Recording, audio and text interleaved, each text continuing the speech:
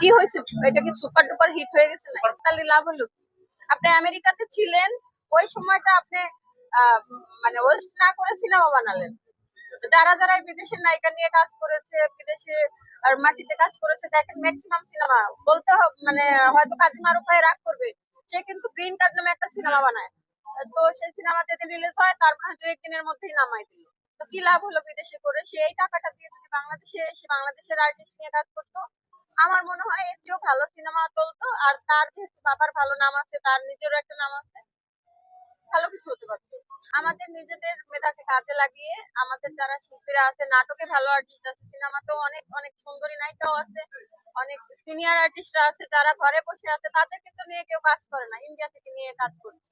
আপনি যেটা বললেন মিশা ভাইয়ের কথা, আমার নিজেরও খুব খারাপ লেগেছে।